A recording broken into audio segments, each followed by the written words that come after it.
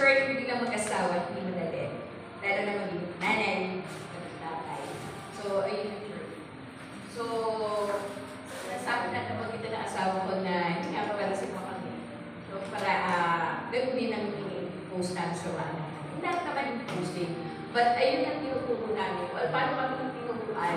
Gano'n ang paliwanag ng ginagawa namin. Kasi if you can post, para silang robot na susunod na sa'yo. But if you will teach them na how to love God, they will do it in their own little way. Ganyan po yung ginagawa namin. So, after that, yung journey namin as a couples for Christ, starting natin si Mel. Nakukulit si Mel. Then, akala natin, meron medyo, kasi din na mag-asawa namin. Kasi as a BC, parehas kami BC. So, kaya sabi ni bro, parehas kami BC sa lahat ng mga natin. So, kaya ba natin? Sabi ko gano'n sa kanya, kakayanin ba natin? Imagine how many meetings do we have to go to? 8. Sabi nga nila, maswerte na kami. Kasi kami yung first batch na 8 meetings eh. So, maswerte na kami, that 8 na. And then, after that, siya gusto, sabi nga ni bro, kanina, na we are one.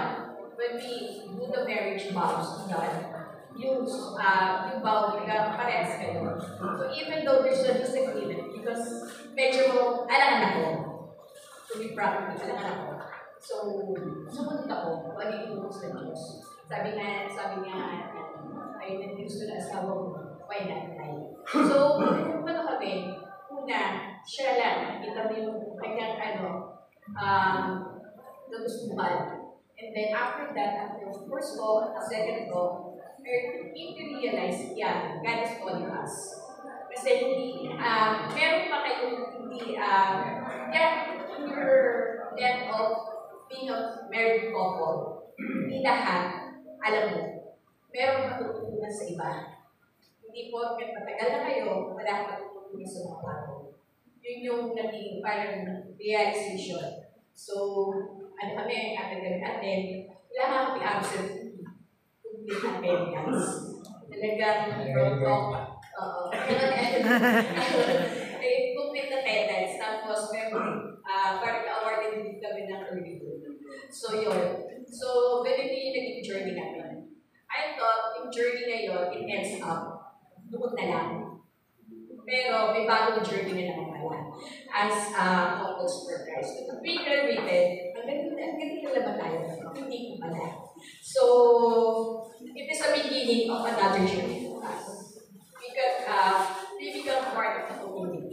So, nagkaroon kami ng community na parang tinawag dito na sabi nga dito, hindi lang naman yung pressure yung pwede kong bigay. It could also be your talent. By that, kung nag-graduate namin, nakasali kami sa lectures and communicators. So, kami dalawa, to serve as lectors. And then, after that, we also become Carmelites. And then, nag-beg din kami. Pero kami ng whatever Wednesday na nagkaan kami na pati yung nililigo kami sa bahay-bahay. So, as you can see, there's a service na sa neighbor na tatouch namin mga neighbor namin para magdasal, mag-study. Hindi lang nag-stop dito sa four corners dito, but we go beyond. Kasi tinuruan kami dito sa Couples for Christ. We learned that one. And then, after that, naranasan namin, ito namin naranasan yung magbalasakit at magbalasakit at magkaisa at magtutulungan na walang halong eme-eme. Makikita mo, when you graduate, lahat ng tao dito, lahat ng couples, totoong tao, hindi sila mga oral. I mean, what I mean is, hindi sila plastic. Hindi sila plastic. Talagang they serve for God and they serve for their neighbors. Malalaman mo yung pagmamahal. Mararamdaman mo ang pagmamahal at magtitiwala ka sa kanila. And then, that for neighbors also is that before, we pray only for our families. But now, we pray extend. neighbors natin, kayo, bawat isa sa atin, pinagdadasal ang bawat isa. Dahil kailangan natin ang pagdadasal ng bawat isa. Yun lang po. Thank you. I-end ko lang sa, kung kami natulak, kami rin magtutulak.